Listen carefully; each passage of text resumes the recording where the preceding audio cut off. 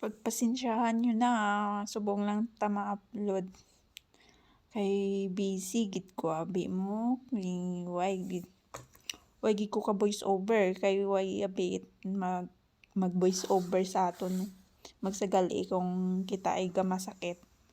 So, may tawag, may sakit, nagkasakit ako. Nag-track ng kaso lang ako, tapos sakit ulo ko.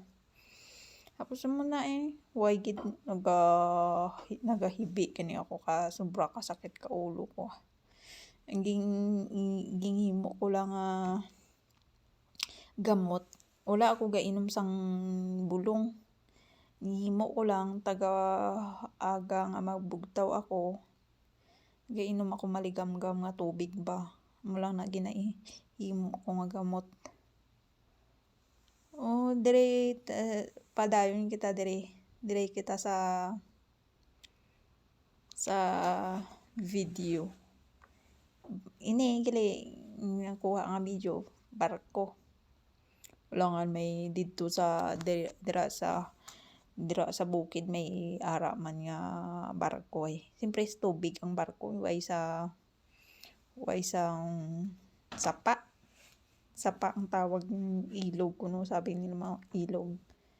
Pero ini dagat nini sa dagat alangan naman. So wala gina obra-obra ang mga kwan sa barko. Ay may ara pala ako nga chismis. Ang kapitan pala sa barko, wala ina tanaga drive. Tulog ta ina. Nga siling mata ma-drive. Tapos gamando-mando lang ta ina sa mga tawo. Why ta ina nagakwan? Why ta ina naga-drive? Tulog-tulog lang ta sa. Tapos yung mga tawo yung naga-trabante tanamo naga-drive to. Ang balon niya nga liko sa wala, liko sa to, straight. No, di ba? Kung hindi ka kabalo, bunggo na lang. Hindi ka kabalo, di ba? So, dire, mapansin naton, why ta nagahalin ang barko, no? Diyan lang tana. Yung pagkahalin niya kay naka-standby, di ba? Naka-standby. Naka-angkla. Ganon. Means kung naka-angkla, siyempre why gahalin di ba? Ano pagmanta nyo ha? Ang barko, pag may gasolina, maandar lang. Gasolina ba ang kailangan sa barko? Why ko kabalo? Ako pa mangkuton nyo. Kaya hindi man ako ang kapitan. Nga dapat makabalo kung ang gasolina ba ang gadala sa barko. Di ba? Why kita kabalo? Ang nakabalo lang ang kapitan kag nagaobra sa barko. Tanungin niyo na lang pamangkuton niyo na lang ang nagaobra sa barko kung gasolina ba o kung electricity ang nagadala. Wala. Ay, nako. Ang buhay talaga. Mahirap din maging OFW, no?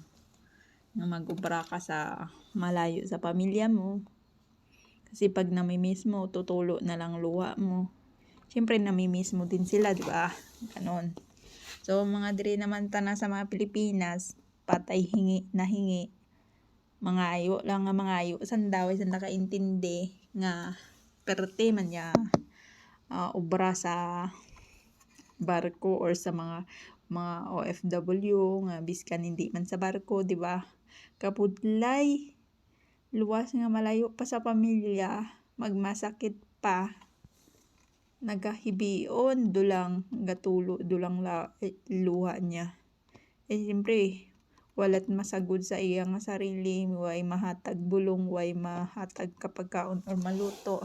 Lain kita na kung lapitin mo sa imong pamilya, kay kung magmasakit ka, may nagapangamusta pa, parehas na kay malayo ka, nagmasakit ka, way pangamusta.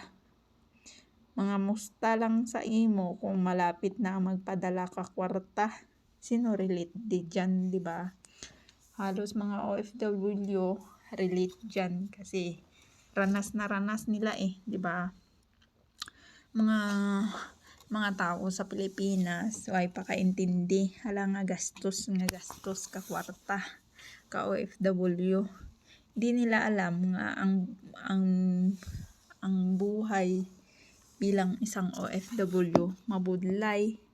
Hindi lang sa mabudlay, nagatiis pa sila tapos ginaantos pa nila nga di magbakal sang mga mahal para lang makatiis.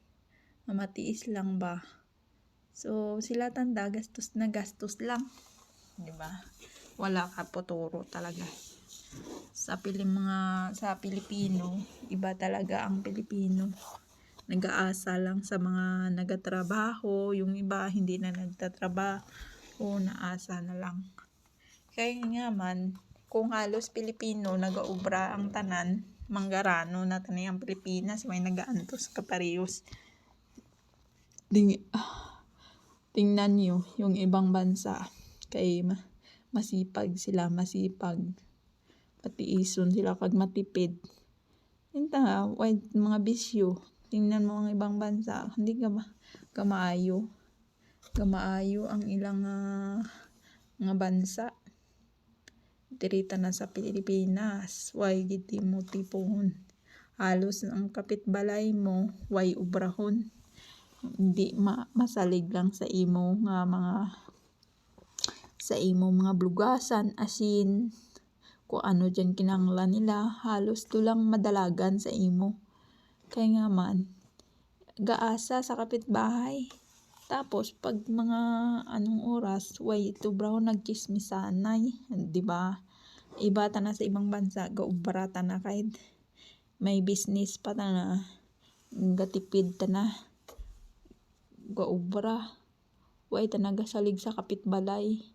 Kaya nga man, sila tanda, matipid at saka hindi ta sila pala chismis. Wala ka di makita ang mga bisyo katulad sa Pilipinas nga huruton pa nga daw kaluluoy na gani, damo pa nga bisyo, di ba? Iba talaga ang Pilipinas. Ay sa ibang bansa, makita mo pa grabe nga business nila. Pero hindi sila kung may mga okasyon, hindi sila bongga.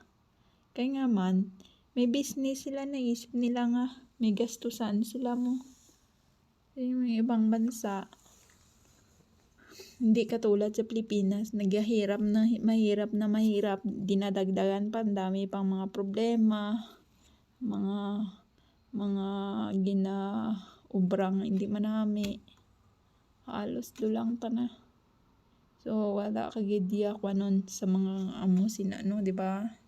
Way kagidya pasalamatan sa Pilipinas, di ba? Pilipinas lang sa kalam. Ano pasalamatan mo sa Pilipinas kung mag-amo ka sina, di ba? Wala gid. Way gid kaayuhan niya Pilipinas ka kwan. Sa ibang bansa, tingnan mo, ibang bansa. Kakaayuhan niya ibang bansa kay tungod nga may business. Tapos na put up. Nami payapan. Hindi pa problemado. Kaya may business mo. Diba? Tapos nami pang mga ibang bansa kay nga man ila tanda nga ginaisip lang kwarta lang ta ginaisip nanda ba, hindi pareho sa Pilipinas nga way kagid kuwaon, puro kutso lang lagi, kutso dire, kutso doon, oras kutso do lang, diba? So way kagid makuha sa Pilipinas, di ba? Halos tanan tamad doon ba?